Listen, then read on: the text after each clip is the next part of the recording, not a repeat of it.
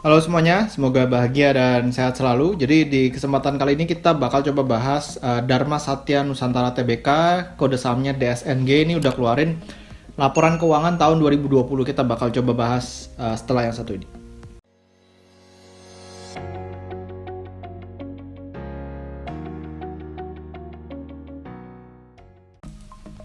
Oke, jadi ini saya ambil dari laporan keuangannya terlebih dahulu ya, yang 31 Desember tahun 2020. Kita bisa lihat ke bawah langsung ya, ke bagian income statement terlebih dahulu. Di sini kita bisa lihat bahwa penjualan dari perseroan ini naik dari 5,7 triliun menjadi 6,7 triliun. Ini kenaikannya cukup lumayan karena memang harga CPO itu lagi naik ya. Dan kita bisa lihat juga dari laba brutonya, ini juga naik dari 1,46 triliun menjadi 1,75 triliun.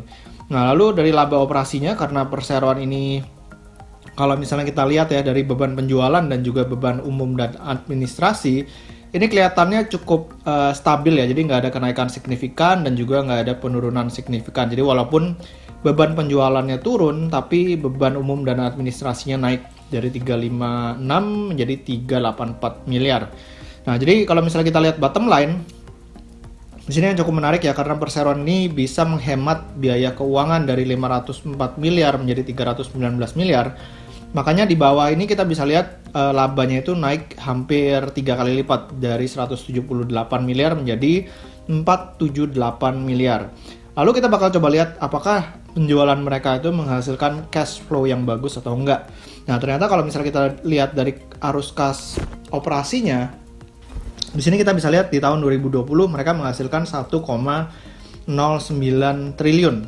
Ya, jadi jauh di atas laba bersihnya ya. Dan di tahun 2019 juga sama gitu, 587 miliar. Ini jauh di atas laba bersih dari si perseroan ini. Jadi cukup bagus ya. Dan kalau misalnya kita lihat perseroan ini akhirnya juga melakukan ekspansi. Jadi sekitar 642 miliar ini untuk perolehan aset tetap, capital expenditure-nya, lalu penambahan kapitalisasi biaya perkebunan, lalu penambahan perkebunan plasmanya juga ditambah sekitar 400 miliar, dan kalau misalnya kita hitung semua aktivitas investasinya, ini ada free cash flow sekitar 400-an miliar. Nah, dari sini akhirnya mereka memutuskan untuk melakukan pembayaran dividen ya kepada pemegang saham, walaupun nggak begitu besar, cuma 52 miliar. Lalu mereka akhirnya menerbitkan obligasi, melakukan pinjaman dari pihak ketiga dan seterusnya.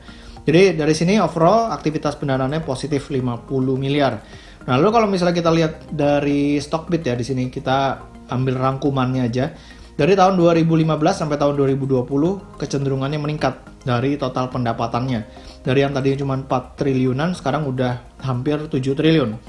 Labanya juga kecenderungannya meningkat ya, walaupun di tahun 2017 ini paling bagus ya, sekitar 588 miliar, dan di tahun 2020 478 miliar.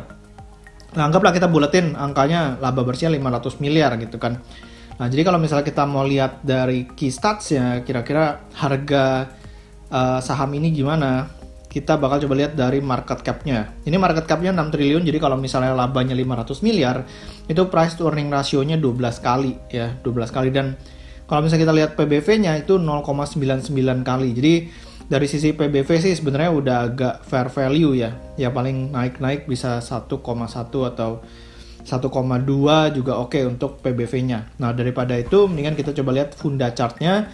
Kita lihat dari PBV standard deviation. Nah, dari sini kita bisa lihat dari angka 3 tahunnya ya. Dari angka 3 tahunnya PBV-nya karena book value-nya naik, jadi dia angkanya langsung turun.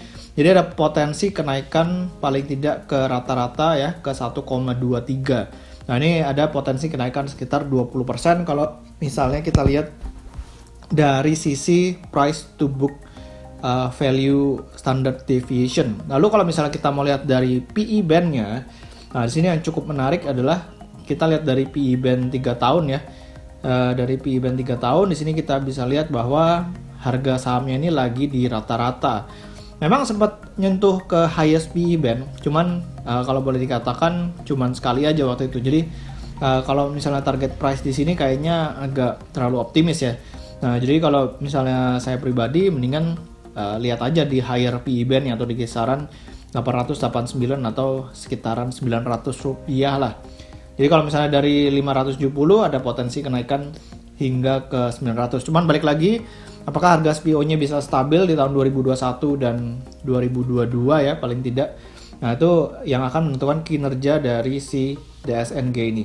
Oke, demikian dari saya tentang DSNG. Semoga videonya bermanfaat. Jangan lupa buat di subscribe YouTube channel saya dan juga follow Instagram saya di Pesan Saham. Sampai ketemu di video berikutnya. Selamat berinvestasi.